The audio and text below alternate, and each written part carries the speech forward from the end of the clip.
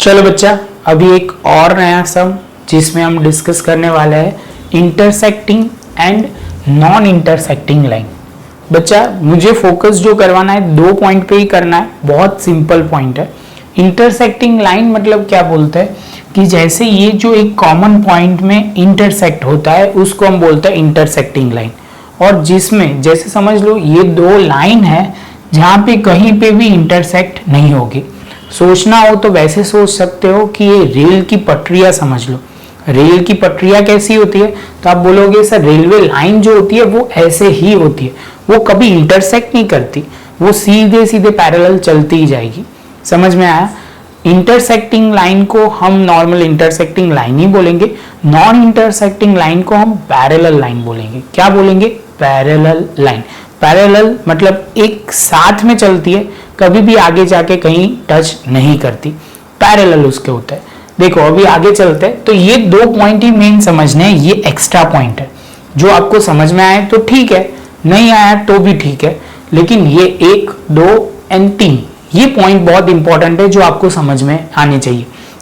तो बच्चा सबसे पहले हम हेडिंग लगाएंगे intersecting and non intersecting line. जहां पे बोला हुआ है लाइन RS, तो ये लिया हुआ है line RS and AB are the intersecting line because they intersect each other at point O।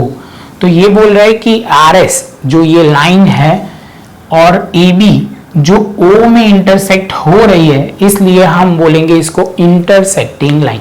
आपको ऐसे ही याद रखना है बच्चा, क्लियर है? जो 2 जगह पे इंटरसेक्ट होगी वो पॉइंट, मतलब एक जगह कोई 2 लाइन एक जगह पे इंटरसेक्ट होगी तो उसको हम इंटरसेक्टिंग लाइन बोलेंगे, क्लियर? और उससे अलग पॉइंट यहां समझना है, line AB and XY are non intersecting line that is parallel.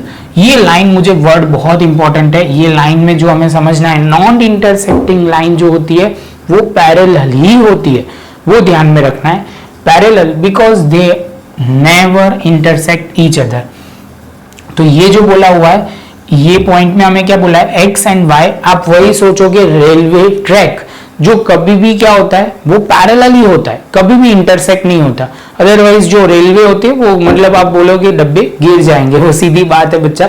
आपको वो समझना है कि ये जो 2 लाइन है वो पैरेलल होगी। क्या होगी बच्चा? पैरेलल होगी। बस वो पॉइंट पे आपको फोकस करना है। तो यहाँ पे आपको बोला है XY एंड AB ये दोनों लाइन पैरेलल होगी, क्लियर? अभी बच्चे यहाँ पे एक और पॉइंट जो आपको फोकस करना है, जो मैं आपको समझा रहा हूं, यहाँ पे मैंने आपको क्या बोला, ये एक लाइन है, दूसरी पैरेलल लाइन है, तीसरी पैरेलल लाइन है, ये 3 पैरेलल लाइन है, सही है? ये B है, ये आप बोलोगे CD है और ये EF है। यहां से हमने एक लाइन ड्रॉ करी, ये 90 डिग्री है सारे, और यहाँ पे पॉइंट है सपोज X Y Z। ये जो मैं समझा रहा हूं वो समझना। तो वो पॉइंट बोल रहे इसका जो डिस्टेंस होगा वो, जैसे समझ लो XY का डिस्टेंस है 2 सेंटीमीटर, तो आप बोलोगे sir AB line and CD का डिस्टेंस जो है वो क्या होगा, XY का जो डिस्टेंस है वही parallel line AB and CD का डिस्टेंस होगा। समझ में आ रहा है? पहला डायलॉग वो बोलना है कि पहले ये AB CD एंड EF तीनों पैरेलल लाइन है, पहला पॉइंट क्लियर।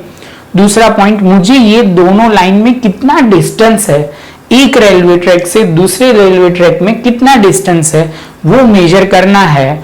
तो मुझे क्या चाहिए, तो आप बोलोगे सर ये जो है वो 90 डिग्री होने चाहिए, और दोनों का डिस्टेंस जो होगा वो आप बोलोगे सर ये 2 पैरेलल लाइन में डिस्टेंस बोला जाएगा, क्लियर है? सेम वे यहाँ का डिस्टेंस सपोज 5 सेंटीमीटर है, सपोज बोल रहा हूं बच्चा, एग्जैक्ट नहीं है ये, मैं आपको एस्टिमेट वे में बोल रहा हूं। तो आप बोलोगे सर CD एंड EF का लाइन सेगमेंट है, उसका डिस्टेंस जो है वो कितना होगा, बोला जाएगा 5 सेंटीमीटर, क्लियर है?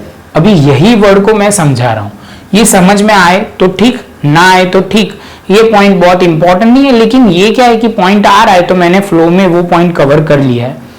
The length of the common perpendicular at a different point on this parallel line is the same this equal length is called the distance between parallel line. यहां पे एक AB पे एक पॉइंट है, CD पे एक point है, वो आप बोलोगे सर यहाँ पे ये तो समझ में आ गया, कॉमन परपेंडिकुलर, परपेंडिकुलर मतलब ये 90 डिग्री होना चाहिए, और आप बोलोगे सर इसका जो लेंथ होगा वो डिस्टेंस ऑफ पैरेलल लाइन बोला जाएगा।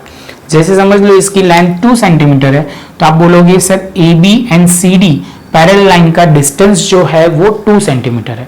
क्लियर? ये जैसे समझ में आ जाता है तो बहुत अच्छी बात है। उसके बाद बच्चा लास्ट पॉइंट जो बहुत इंपॉर्टेंट पॉइंट है, मैं ऐसे बोलूंगा, if two line are non intersecting then they are parallel and vice versa. कहने का मतलब है जो सपोज दो लाइन इंटरसेक्ट नहीं करती तो वो पैरेलल होगी, आप बोलोगे सर पैरेलल होगी तो इंटरसेक्ट नहीं करेगी। समझ में आ रहा है? बहुत सिंपल पॉइंट है ये, अभी बहुत आपको कन्वर्स और ये पॉइंट पे बहुत फोकस करना है। सपोज दो लाइन पैरेलल है, आप बोलोगे पैरेलल है तो इंटरसेक्ट नहीं करेगी, और दूसरा डायलॉग मैं ऐसे बोल सकता हूं कि सपोज ये इंटरसेक्ट कर रही है तो दो लाइन पैरेलल नहीं होगी। समझ में आ रहा है? सिंपल वन में मैं बोलूं इसको लैंग्वेज में कि जो बच्चा रेगुलर पढ़ेगा तो ऑटोमेटिक उसका रिजल्ट अच्छा आएगा, रिजल्ट वही बच्चे का अच्छा आएगा जो रेगुलर पढ़ेगा। समझ में आ रहा है? दो डायलॉग ऐसे, मैंने एक डायलॉग में क्या बोला तो आप बोलोगे सर एक डायलॉग में ऐसे बोला कि जो बच्चा रेगुलर पढ़ेगा उसका रिजल्ट अच्छा आएगा, एक पॉइंट, और दूसरा वही बच्चे का रिजल्ट अच्छा आएगा कि जो रेगुलर पढ़ता है।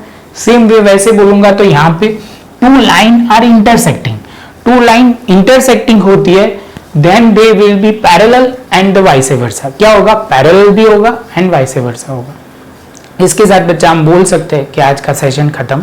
प्रॉपर नोटबुक में लिख लो, मुझे इतना तो चाहिए ही आपकी नोटबुक में, 1 2 3।